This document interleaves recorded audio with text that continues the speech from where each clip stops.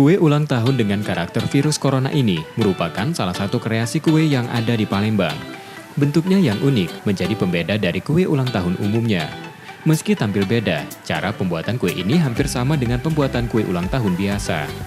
Bahan utama yang dibutuhkan diantaranya tepung terigu, telur, mentega, dan gula halus.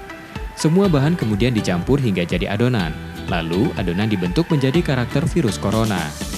Adonan yang sudah dibentuk kemudian dipanggang pada suhu 170 derajat selama 30 menit.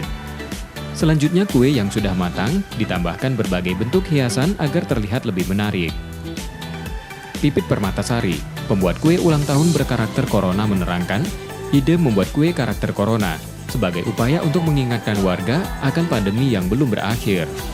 Ini juga sebagai kampanye Pipit agar warga tetap menerapkan protokol kesehatan agar terhindar penyebaran virus tersebut. Ini jangan sampai menghambat kita untuk terus berkreasi, untuk terus kita mengasah apa yang bisa kita lakuin nih di masa pandemi ini gitu. Di saat orang lain mungkin work from home atau enggak kehilangan pekerjaan, kita sebagai kuliner dilakukan kelas gimana caranya kita tetap jalan sesuai dengan protokol. Karakter yang unik itu membuat warga Palembang penasaran dan tertarik untuk membelinya. Sekali dengan kue ini karena menurut saya sangat kreatif.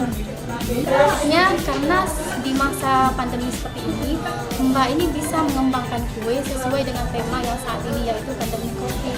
Di mana Mbak ini bisa, berarti kita harus tetap menjaga kesehatan di masa pandemi ini lewat kreasinya yaitu kue.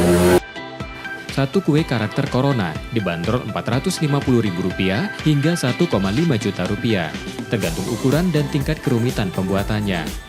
Nur Muhammad, Kompas TV, Palembang.